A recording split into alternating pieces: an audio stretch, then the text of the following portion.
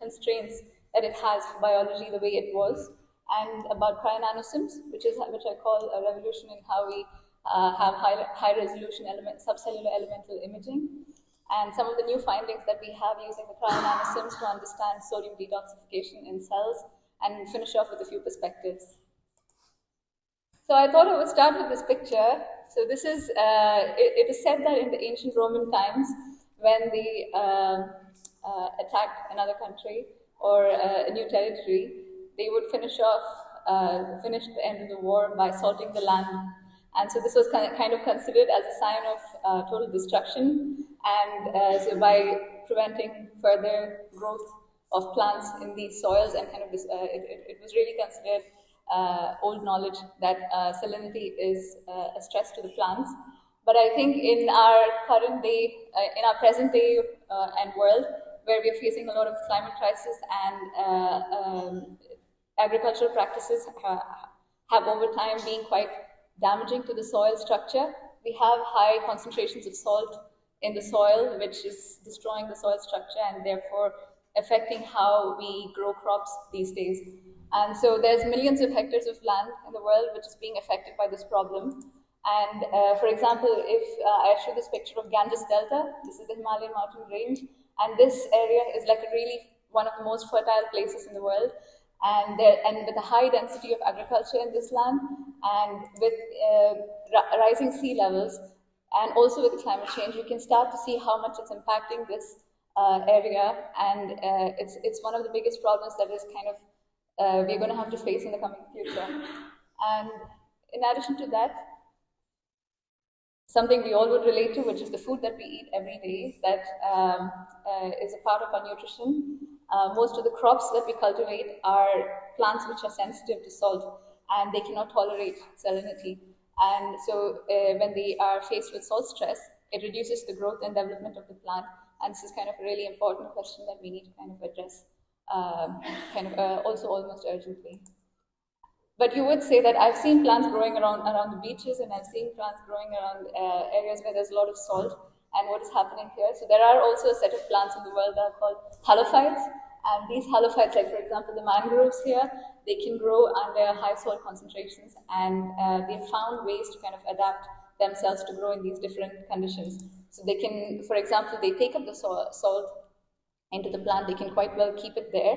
But then after it reaches a certain parts of the plant, they either excrete it out in the form of like crystals that you can see on the surface of the leaf here, for example, or they have structures like these bladder cells. So they kind of create structures where they can put these ions away and kind of carry on their normal day-to-day business. And so when it comes to understanding salinity stress, the problem that we've had as physiologists and biologists from a long time is to kind of it's been a problem of scale and sensitivity.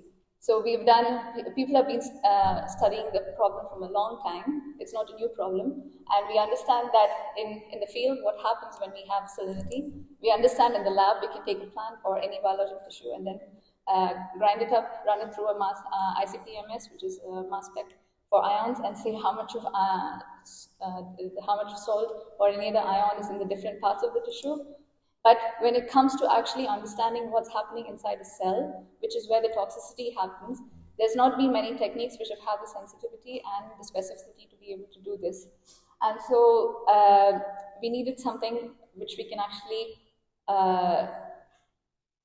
use as a technology to kind of be able to answer a question like this. And so this is where nanosims comes in. So I've had a few chats with people, and I think it's not the most well-known technique, so I thought I would go a bit more into what nanosims is actually.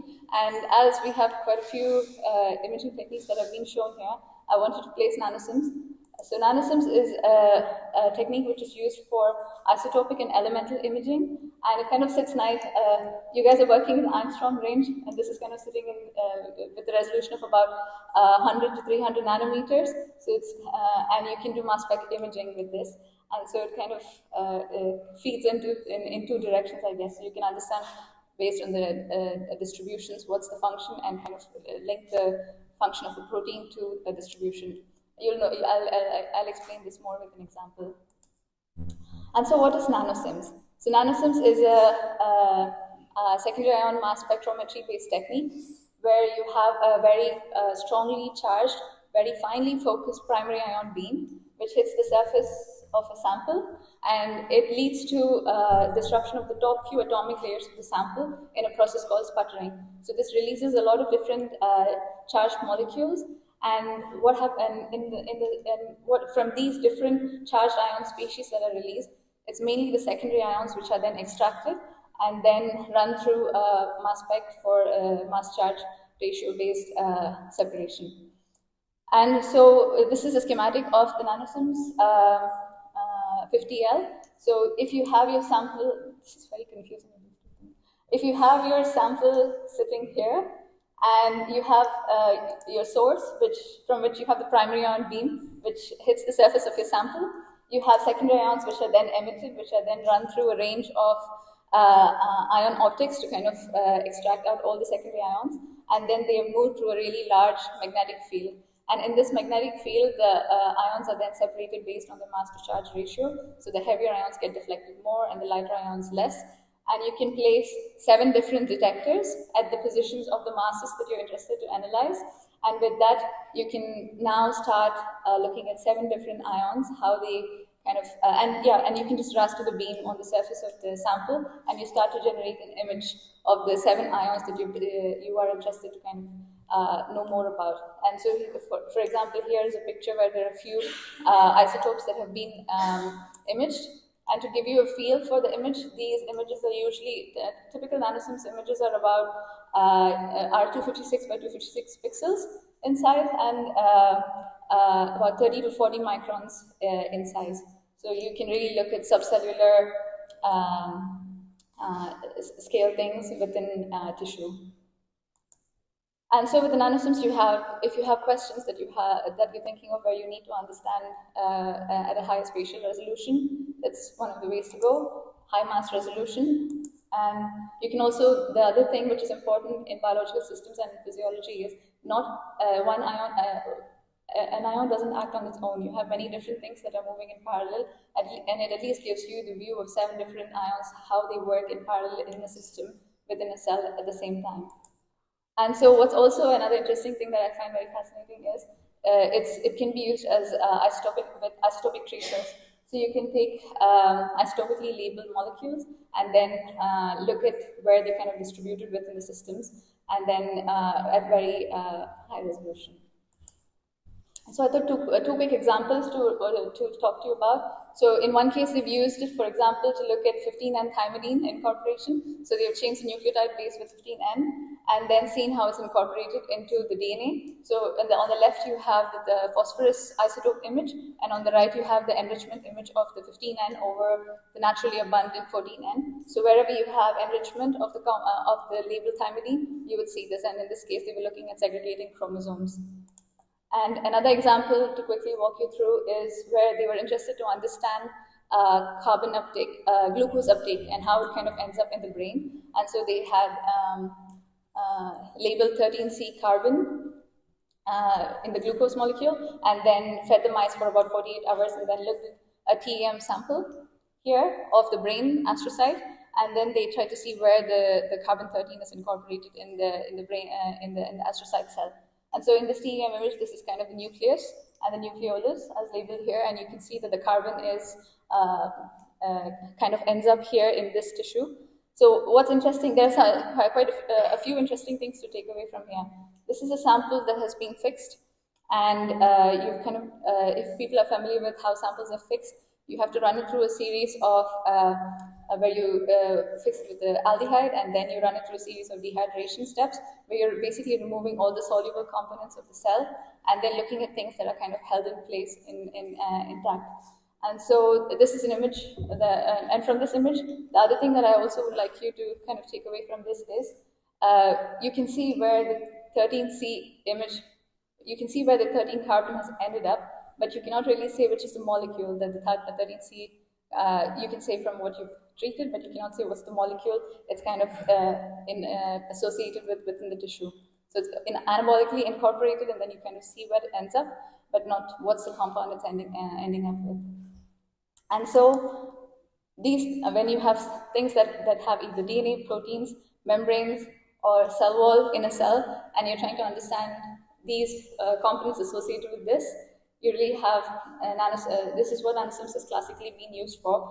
But as a plant biologist, for example, if I was interested to understand soluble components like the ions, where are they floating around in a cell, what are they doing in there, there was not really a way to kind of do this because the fixation takes away a lot of these solutes from the cell. So we needed a technique or a way to kind of keep these material in place. And with the cryorevolution, where you could vitrify the sample, bigger tissues could then be vitrified. So up to 200 microns, you can actually now high pressure freeze the tissue and cryopreserve the components in its place. But if you want to again now come back and see where the ions are, there was not really a way to do this because then you would need a nanosystems which can work under cryo temperatures. And so we need an instrument that can operate under cryo. And so this is what the professor I worked with, Anders Maybaum, did. So they took a conventional room temperature nanosystems and completely flipped this instrument to now be cryocompatible. And so you can now have a liquid nitrogen tank attached to this instrument, and they've changed quite a lot in the instrument to kind of be able to now bring a sample which is vitrified into this instrument, and now we can actually look at where these different soluble components are within the cell, and this was not possible before, and kind of opens up a whole world of questions that we can actually answer. And so this brings me back to my biology. And so with this in mind, so I've been looking at how plants take up nutrients. I've been looking at how organs develop in response to nutrients and how they sense it. But what has always been a question that has been nagging me is, can I see where these ions are within a cell? And can I say what they're doing based on where these ions actually sit within the cell? And so in my case, I'm trying to understand how salt is compartmentalized within the cell in the different subcellular compartments, and how does plant cells actually balance the ion movement and redistribution within the cell when it's under stress. And so this is work we took up in collaboration with Professor Nico Gellner at the Department of Plant Molecular Biology, and also to help with the cryo workflow early steps with Professor Crystal Genu, Dr. Crystal Genu. And so the first step of anything before you start is to have an experimental plan. So in my case, we work with this plant, which is Arabidopsis thaliana. This is a lab rat for plant biologists. And so we have a wealth of genetic resources for this, and I have a different transport mutants which have been characterized for sodium uptake and transport. And also we can now give these plants different concentrations of stress and see what's happening within the plant. And so I'll use this to actually give you a feel for the overall workflow that's being kind of established in place now. So using the plant as an example, I'll talk you through the different steps quickly. So once you have your samples ready, so I work with like a small piece of the root tip, which is about 2 millimeters in size, and then the first step is to high pressure freeze the sample and preserve all the components in place. And so you have these little carriers, so you really have to think about the scale that your release is coming down to. So you have a tissue that needs to fit into this carrier. And then by high pressure freezing, what we're doing is you're basically converting the tissue into a glass-like state. So you're preventing ice crystals from forming. All the liquid in the cell is converted, all the water is converted into amorphous ice. And so you're really holding things in place, and now you can actually start working with the sample. And so the first step then, and from this step onwards, all of the steps that I talk about in the workflow are worked under cryo temperatures, and you don't really bring the samples back to the room temperature. So the next step is to trim the sample and to create a surface block. So you're in the zone that you're interested in, and so you can kind of bring that into the surface. And nanosystems is a very surface-sensitive technique, and you need to have really nice flat surface. And so we do that using a diamond knife. And then the next step is to sublimate the sample. So you want to start to have a little bit of, you want to get rid of some ice contaminants, and then start to bring out mild topography so you can actually start identifying structures. Otherwise, you would just see a blank piece of gray, which doesn't tell us much about where we are within the tissue. And then you coat it with a little bit of metal to make it conductive, and then you move it to the cryo-SCM. In our case, we use Gemini 500, which has a cryo stage. So you can bring in the sample under cryo temperatures. And then once you image the sample with the cryo-SEM, you get an ultrastructure image, and then you take the same sample and then move it to coat it with a bit more metal, because the nanosims is quite, the beam is quite strong, so you need to have like a really solid metal conductive surface, and then move to the cryo nanosins, and now you can start mapping it for elements. And also another interesting thing to point out here is these little VCTs. These are what make this possible, because ice contamination is one of the biggest problems when you have a sample under cryo, and so you need to have a workflow that can actually combine all of these different steps and keep the sample pristine without ice contamination. And so this little vacuum transfer shuttle helps to keep keep the sample under liquid nitrogen temperatures without under high vacuum. So that kind of helps to prevent ice contamination. And so with this, I want to show you some first pictures that I have of my beautiful roots. So this is a root tip, which is about, you can see the scale here. So we're really working with a really big piece of tissue. And I can tell you as a plant biologist or any biologist who understands cells, this is really, really exciting, because you can really see all these dots are the different cells that are kind of currently dividing. And here you can see the evolution of vacuoles, which are these subcellular structures. So you can get a really good, pristine view of the cells and how they organize within the tissue. And I have not stained these roots, and these are just cryo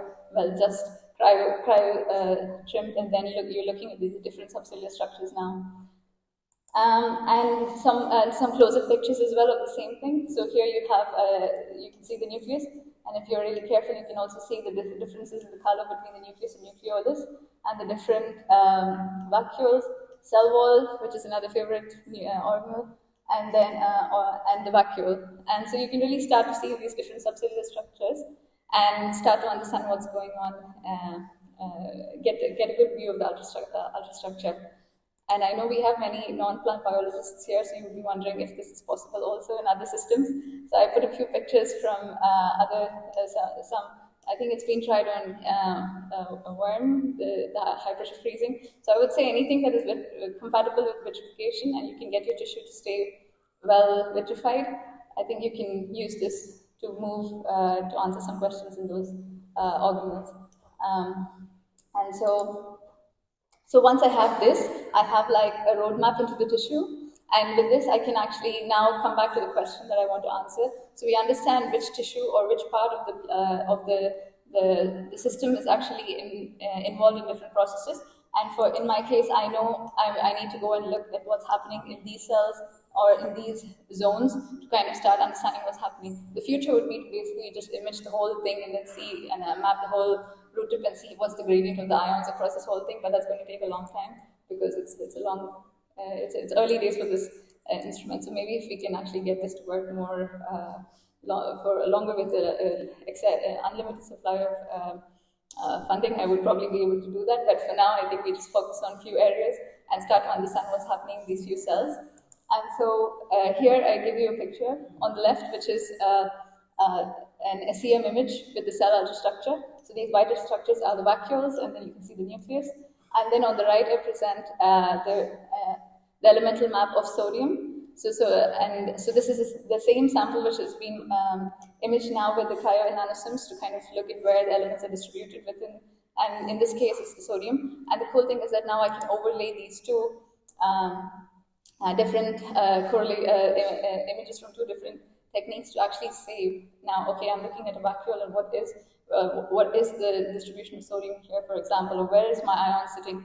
Where is it actually localized within a cell? And this is what I think is very powerful in this technique.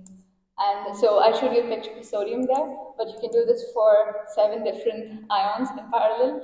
And so I've picked a few physiologically important ions. Sodium is toxic to the plant, but if you think about other elements which are very important for the plant, you can already start to see that they have some really interesting patterns which fit with what we kind of understand, and they also open up many questions on some things which we don't really know what the ion is doing here. Does that mean is it transitionally sitting in this place, for example? What are these magnesium hotspots?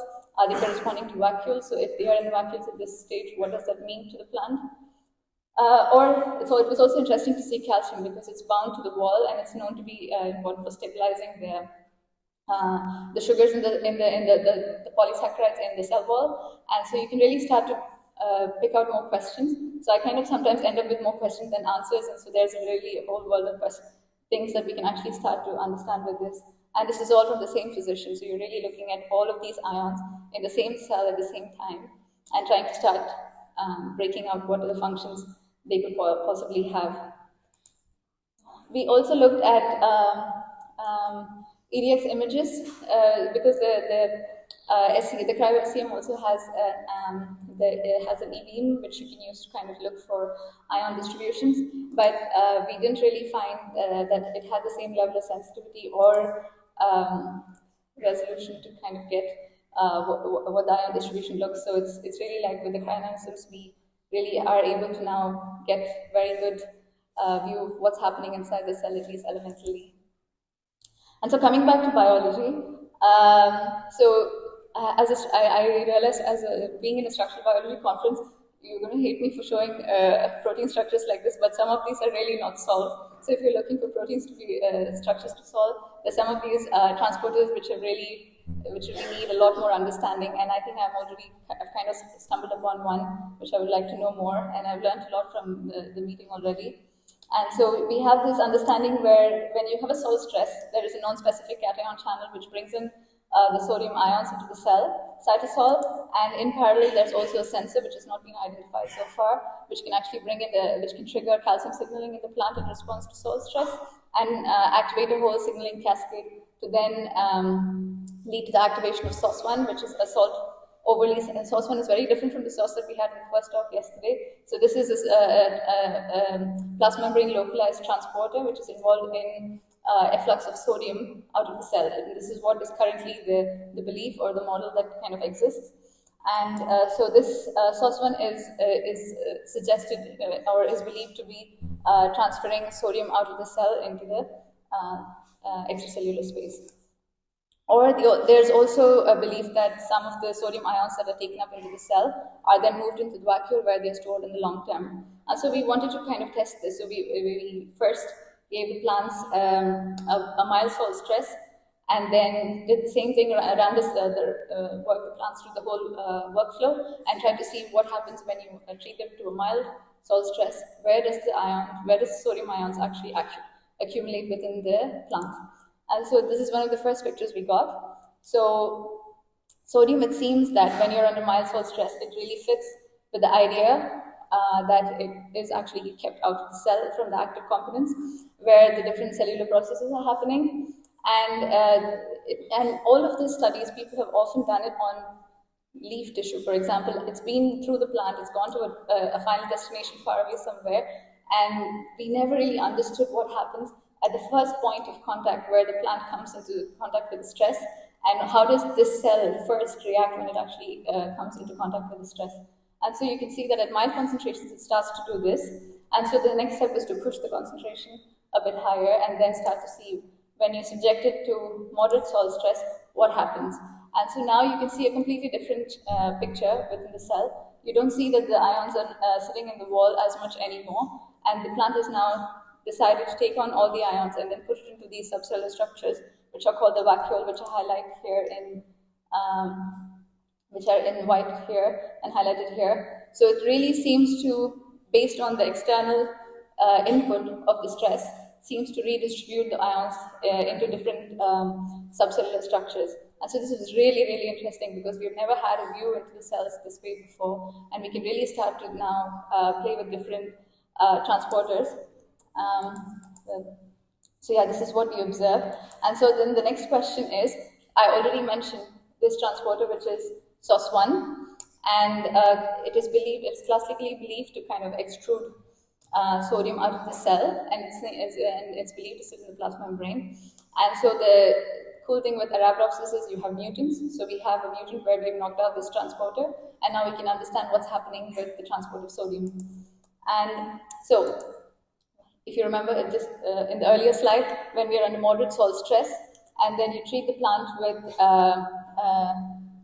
a wild-type plant with moderate salt stress, the ions are moved into the vacuole.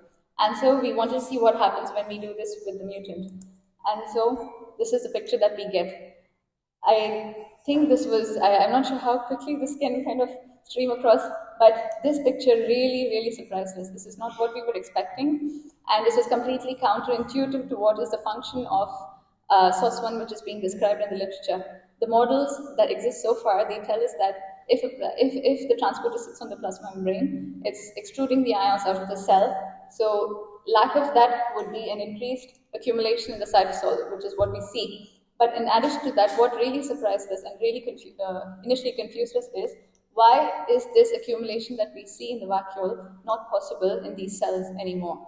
So this kind of really opened up the question that, does that mean now that the transporter is not just functional on the plasma membrane, but it has a function to actually bring these sodium ions into the vacuole also when it is under stress, and that function is lost in this transporter mutant. And this was not kind of known before, and we're really trying to start exploring this question a bit more and answer it through now we're coming back to genetics as well, and then other cell biology and complementary techniques to kind of really answer this question a bit more in detail.